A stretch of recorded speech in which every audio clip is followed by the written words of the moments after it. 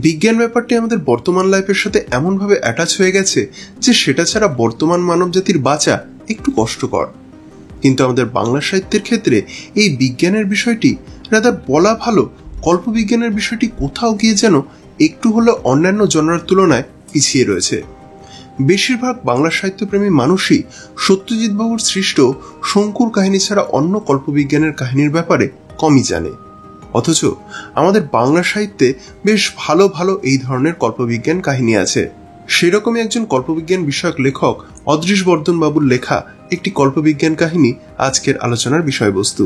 বন্ধুরা, আমি আজকে কল্পবিশ্ব পাবলিকেশন থেকে প্রকাশিত হওয়া একটি কল্পবিজ্ঞান কাহিনী কালো গর্তের পাঠক প্রতিক্রিয়া নিয়ে হাজির হয়েছি। লেখক বাংলায় কল্পবিজ্ঞান শব্দটির প্রথম ব্যবহারকর্তা শ্রী অদৃশ বর্ধন মহাশয়। তো কেমন লাগলো এই কল্পবিজ্ঞান কাহিনীটি?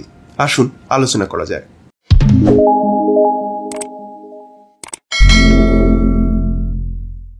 প্রথমে আগে কাহিনীটির বিষয়ে একটু নন স্পয়লার ভাবে বলে নিই। এই কাহিনী শুরু হয়েছে সুদূর ভবিষ্যতের একটি সময়। সেই সময় মানুষ কিছু স্পেসশিপ বা মহাকাশযানকে সুদূর মহাকাশে পাঠিয়েছে একটি বৈজ্ঞানিক খোঁজ চালানোর উদ্দেশ্যে। উদ্দেশ্যটি হলো মানুষের মতন এরকম বুদ্ধিমান প্রাণী আর মহাবিশ্বে কোথাও আছে কিনা। যদিও বর্তমান সব ধরনের পরিস্থিতি দেখে সত্যিই একটা ডাউট মনের মধ্যে আসে যে আমরা কি সত্যিই বুদ্ধিমান। যাই হোক, এরকমই একটি স্পেসশিপ হলো প্যালোমিনো, যার মধ্যে রয়েছে বেশ কিছু মানুষ এবং রোবট।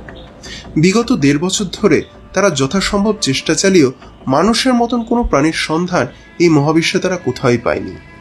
ফলে হতাশ হয়ে ফেরার পথে তারা হঠাৎই একটা ব্ল্যাক হোল বা কালো গর্তের সন্ধান পায়। কিন্তু তার থেকেও একটা অদ্ভুত ব্যাপার তাদের নজরে আসে। সেটা হলো বিগত 20 বছর ধরে নিখোঁজ হওয়া একটি সুবিশাল স্পেসশিপ নাম সিগনাস, সেটা ব্ল্যাক হোলের মুখে স্থির হয়ে দাঁড়িয়ে আছে। আমরা সকলেই জানি ব্ল্যাক হোল মহাবিশ্বের এমন একটি মরণ ফাঁদ যার টানে কেউ একবার পড়ে গেলে আর বেঁচে ফিরে আসা সম্ভব নয়। কিন্তু এই সিগনাস শিপ কি করে সেই মরণ ফাঁদকে এড়িয়ে সেই ব্ল্যাক হোলের সামনে স্থির হয়ে দাঁড়িয়েছে? কি করে সম্ভব এই অবিশ্বাস্য ব্যাপার? তাহলে কি বিগত 20 বছর ধরে সিগনাস কি এইভাবেই দাঁড়িয়ে এই ব্ল্যাক হোল থেকে বাঁচার পথ আবিষ্কার করে ফেলেছে?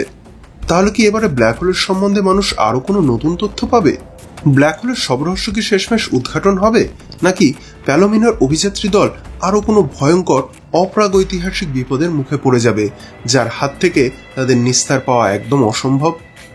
এই নিয়েই গড়ে উঠেছে এই কল্পবিজ্ঞান থ্রিলার কাহিনী। ব্ল্যাক হোল নামক একটি মুভি থেকে এই কাহিনী অ্যাডাপ্ট করেছিলেন শ্রী অদৃশ বর্ধন মহাশয়। 1985 সালে এই কাহিনী প্রথম প্রকাশিত হয়েছিল। এবারে আসা যাক এই কাহিনীটি আসলে কেমন লেগেছে সেই বিষয়ে। প্রথমে আমি এই কাহিনীটির পজিটিভ দিকগুলো নিয়ে আলোচনা করে নিতে চাইছি। প্রথম পজিটিভ পয়েন্ট হচ্ছে কাহিনীর প্লট।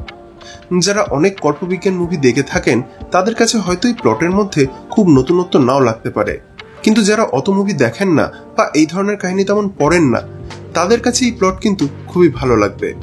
এছাড়াও কাহিনী যেভাবে এগিয়েছে সেটা পড়তে গিয়ে ফার্স্ট টু লাস্ট বেশ ভালোই লাগে। বেশ গতিময়তা রয়েছে এই কাহিনীর মধ্যে। সেই কারণেই আমার প্রথম পজিটিভ পয়েন্ট হচ্ছে এর প্লট। পরবর্তী পজিটিভ পয়েন্ট হচ্ছে অদৃশবাবুর লেখনী। এই বিষয়ে এই কাহিনী একদম বাজিমাত করে যায়। অদৃশবাবুর লেখা পড়তে গিয়ে কখনোই মনে হয় না যে এটা আমরা কোনো মুভির অ্যাডাপ্টেশন কাহিনী পড়ছি। মনে হয় যে বাংলায় লেখা কোনো কল্পকাহিনীই পড়ছি।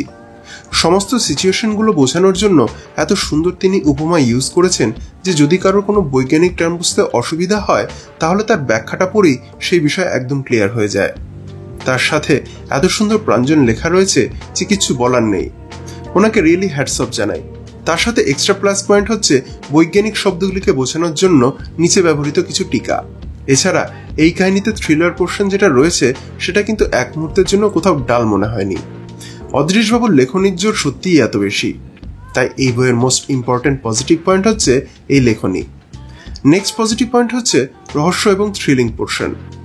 এই কাহিনীর মধ্যে এতটা রহস্য, এতটা থ্রিল যে অনুভব করব সেটা আমি এক্সপেক্টই করিনি। কাহিনীর পরতে পরতে রয়েছে চমক। এক একটা যখন রিভিলেশন হচ্ছে তখন রীতিমতন শিহরণ ফিল হয়।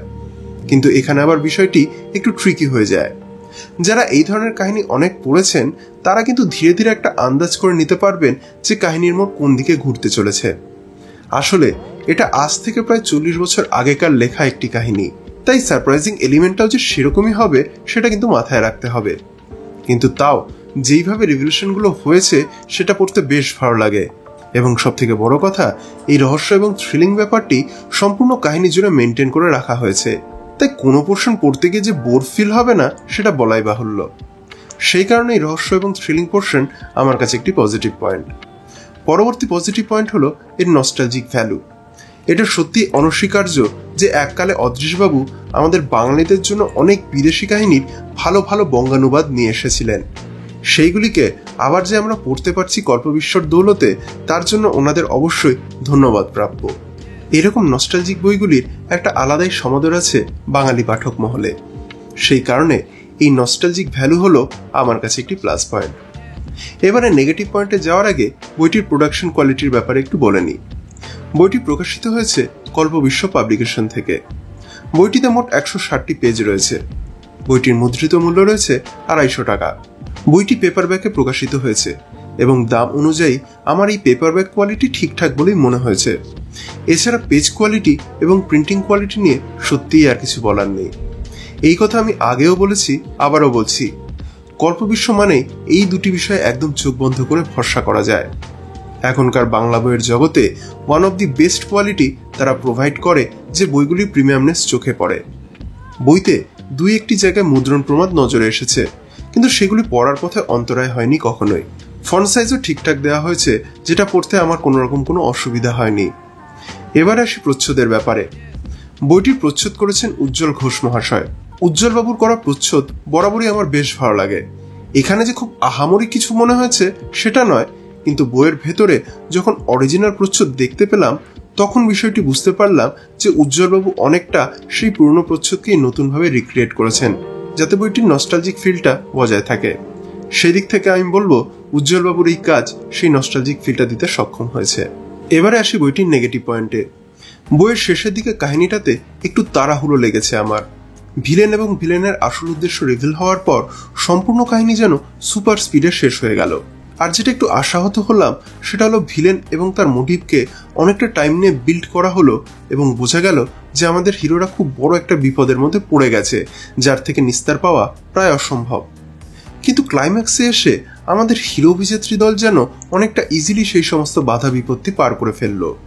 সেই বিষয়টি আমার কাছে হালকা নেগেটিভ বলেই মনে হয়েছে। এছাড়া আমার কাহিনী নিয়ে সেরকম কোনো অসুবিধা ফিল হয়নি।